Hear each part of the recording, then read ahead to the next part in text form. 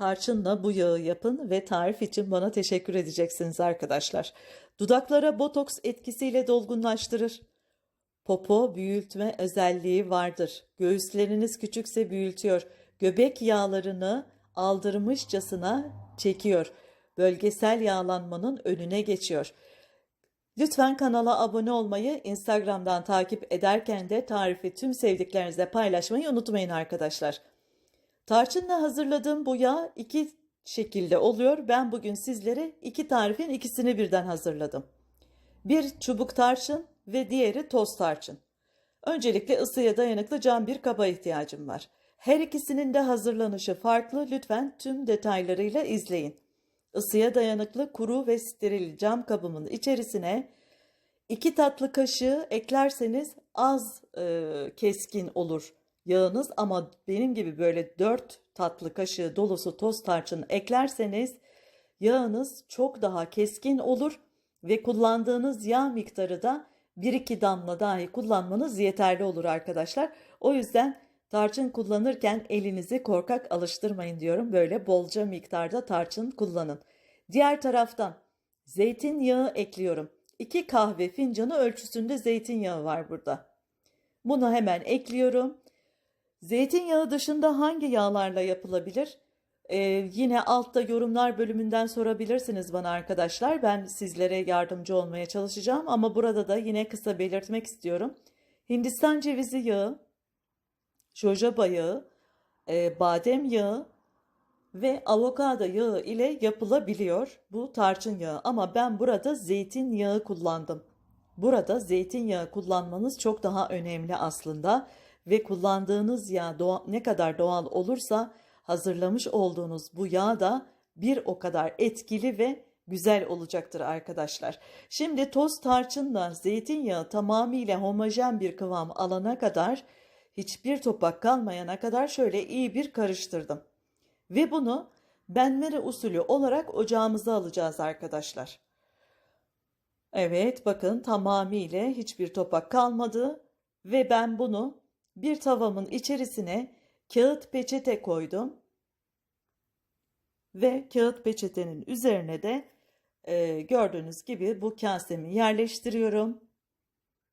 Ve üzerine suyumu döküyorum. Ve kısık ateşte bunu ara ara karıştırarak kaynatıyorum.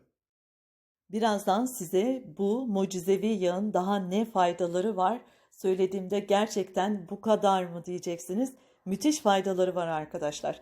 Kısık ateşe ayarlayın ocağınızı, bu şekilde düşük ateşte ara ara karıştırarak bunu kaynama noktasına gelene kadar ara ara karıştırıyoruz ve kaynamaya başladıktan sonra bir 5 dakika daha saat tutun. Bir 5 dakika daha bu şekilde kaynatın ve ocağın altını kapatıp bu suyun içerisinde alttaki su soğuyana kadar bekletiyoruz arkadaşlar. Ve yağımız hazır hale geliyor ama süzme işlemi de biraz farklı, onu da yine aktarıyor olacağım. Tarçın yağı ile göğüs, popo ve dudakları dolgunlaştırma dedik. Dudaklarınızı dolgunlaştırmak için bu yağı parmağınıza batırın ve şöyle dışarıya çıkmadan önce dudaklarınıza bir sürün. 1-2 dakika içerisinde dudaklarınızın dolgunlaştığını göreceksiniz. Ve aynı zamanda dudakları besleyip bakım yapma özelliğine de sahip. Şimdi ocaktan indirdim. Tamamıyla dibe duran tortu varsa diye tekrar iyi bir karıştırıyorum. Ve o tortular tekrar dibe çökmesi için bu bir kenarda beklerken ikinci tarifin yapım aşamasına geçiyorum arkadaşlar. Bu arada Instagram hesabım Türkan Yellowstone. Buradan da takip ederseniz memnun olurum. Kabuk tarçını şöyle küçük küçük parçalar halinde kırdım, hazırladım arkadaşlar. Bunu küçük bir krem kabımın içerisine, yine cam, kuru ve steril olacak. Bunun içerisine tarçın kabuklarımı ekliyorum. Ve üzerine zeytinyağımı döküyorum. Ve kapak kapatıp bunu güneşte tam 3 hafta, yani 21 gün, her gün bir kere çalkalayarak kavanozumu bu şekilde 21 gün bekletiyorum. 21 gün sonra bu yağı süzüyorum ve koyu renk bir şişeye boşaltıyorum arkadaşlar. Koyu renk şişeniz yoksa şişenin dış kısmını boyayabilir, alüminyum folyo ile sarabilirsiniz ve buzdolabında muhafaza edeceksiniz. Bitene kadar bu şekilde kullanılabilir. Diğer taraftan yağımız, o nasıl bir yere saklanıyor?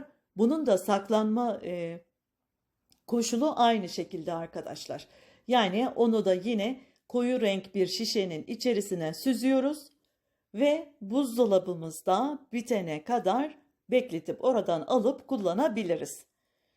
Şimdi diğer faydalara geçmek istiyorum. Bakın, bu süzüldü ve dibinde tortu kaldı. Hiçbir şeyi ziyan etmiyoruz arkadaşlar. Onu da yine ayrı bir kuru steril kabın içerisine koyun, buzdolabınıza koyun ve yapacağınız peelinglerin içerisine bundan yarımşar çay kaşığı kadar ekleyin ki bak, cildinizde lekeden tutun sivilcelere, aknelere, bütün bunların hepsine iyi gelecektir. Bununla yapılan peeling. Yanan ve kararan tencereleri parlatıyor. Evet, yanlış duymadınız. Tencereniz yandı, karardı. Tencere diplerini ışıl ışıl yapıyor.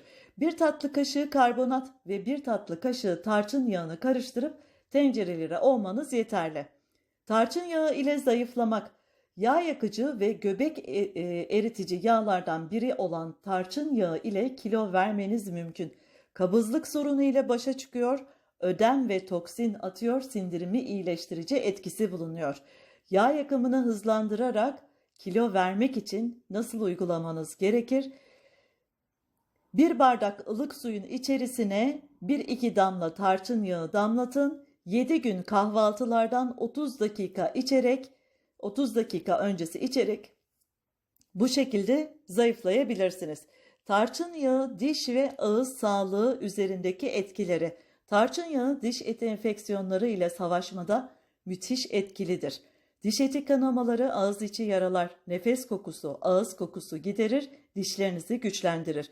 Bir fincan ılık suya 2-3 damla tarçın yağı damlatıp bu su ile ağzınızı çalkalayıp gargara yapmanız yeterlidir arkadaşlar. Tarçın yağın cilde faydaları: ciltte yaşlanma belirtileri ile mücadele eder. Kırışıklıkları, derin çizgileri, ince çizgileri giderir. Cildinizi daha uzun süre sıkı tutar. Yağ bezelerini gideriyor.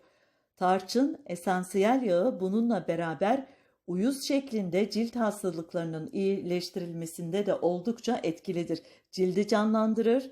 Ergen ve yetişkin dönemlerdeki sivilceleri önlemede ve selüliti gidermede müthiş bir etkiye sahiptir arkadaşlar. Bunun için hazırlayacağınız maskelere 1-2 damla bu yağdan damlatıp bunu böyle kullanabilirsiniz.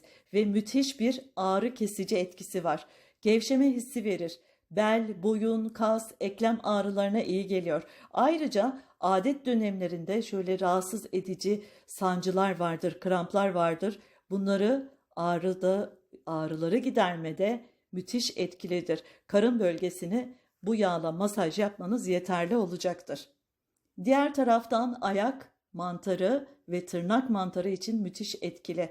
Bunun için elinize zeytinyağıyla bunu bir ölçü zeytinyağı, bir ölçüde tarçın yağı karıştırıp ayak ve tırnaklarınıza sürmeniz yeterli olacaktır.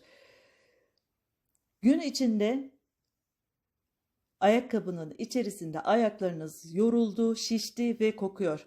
Bir leğen ılık suya birkaç damla tarçın yağı ekleyin. Ayaklarınızı bu suda yarım saat ya da 1 saat kadar bekletin. Çok faydasını göreceksiniz arkadaşlar.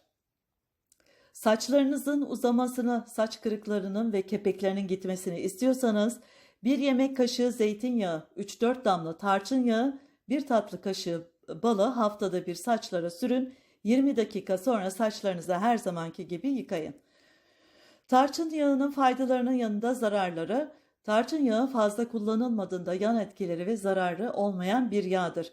Cilde sürüldüğünde tahrişe, yanmaya neden olabileceğinden direkt olarak cilde sürülmesi önerilmiyor. Taşıyıcı yağlarla birlikte kullanabilirsiniz. Kullanmadan önce bileklerinizde test etmeniz yeterli. Tarçın yağı içmek çoğu zaman faydalı olmasına rağmen zararları da göz önünde bulundurmak gerekiyor. Tarçın yağı içmek bazı kişilerde Mide bulantısı, kusma ve ishale neden olabilir. Malzemeye hassasiyeti olanlar, hamile, emziren kişiler, bir takım cilt sorunları ve kronik rahatsızlıkları bulunanlar doktoruna danışmadan lütfen kullanmasınlar. Türkan Yellowstone'dan saygılar, hoşça kalın.